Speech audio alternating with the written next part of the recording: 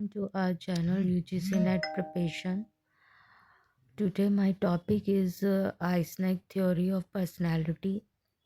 Eysenck proposed that personality can be depressed along three broad biological based often called PAN model.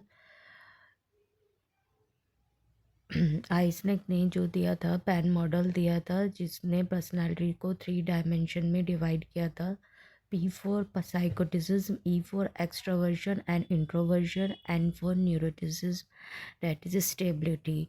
He argued these dimensions are strongly influenced by inherited differences in the nervous system which shape a person's typical behavior, emotional society.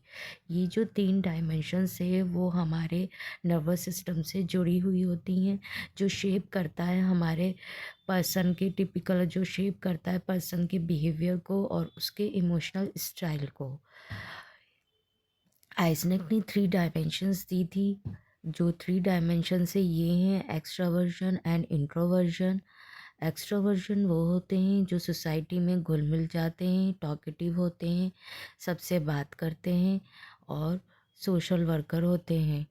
While introverts वो होते हैं जो चुप चुप रहते हैं और अब बहुत रिजर्व रहते हैं, सिर्फ अपनी पर्सनल बातें उन्हीं से शेयर करते हैं जिनके ऊपर उनको ट्रस्ट होता है। न्यूरोटिज्म न्यूरोटिज्म वो होते हैं high neuroticism means greater emotional reactivity and anxiety and memory. जिनमें ज़्यादा न्यूरोटिज्म होता है वो ज़्यादा इमोशनल होते हैं और जिसमें ठीक न्यूरोटिज्म होता है वो अपना आप को इमोशनली स्टेबल कर लेते हैं। फॉर एग्ज़ाम्पल जैसे किसी की डेथ हुई है तो बहुत से लोग इमोशनली अनस्टेबल हो जाते हैं, लाइक वो बहुत चीख चीख कर रोते हैं, अपना आप को संभाल नहीं पाते। और बहुत से लोग जो होते हैं वो इमोशनली स्टेबल हो जाते हैं, वो अपने कंट्रोल में रहते हैं। Psychoticism high psychoticism is associated with traits like impulsivity and criticism, low empathy and extreme forms of vulnerability, social and odd behaviour.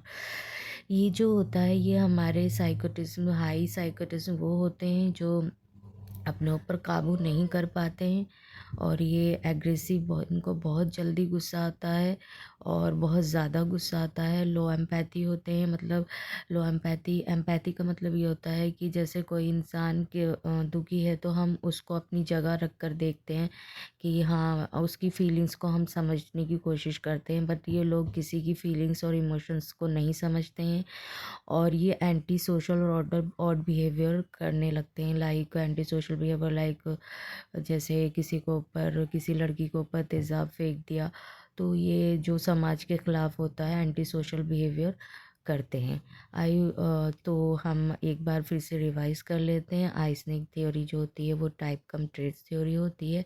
Type come traits इसलिए कहा गया है इसको, टाइप्स का मतलब होता है कि कौन मोटा है, कौन पतला है, कौन लंबा है, कौन छोटा है। और ट्रेट्स में क्या आता है जिससे हम बिहेवियर से ये पता लगता है कि कौन इंट्रोवर्ट है और कौन एक्सट्रोवर्ट है। इन्होंने पैन मॉडल दिया था जिसको हम साइकोटिज्म, एक्सट्रोवर्जन, इंट्रोवर्जन और न्यूरोटिज्म स्टेबिलिटी कहते हैं।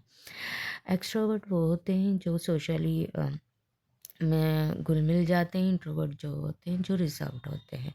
न्यूरोटिज्म जो होते हैं जो इमोशनली स्टेबल हो जाते हैं। साइकोटिज्म वो होते हैं जो अपने ऊपर काबू नहीं कर पाते, बहुत गुस्से वाले होते हैं और एंटी सोशल बिहेवियर करते हैं। आई होप आपको आइजनेक थ्योरी समझ में आया होगा। Thank you.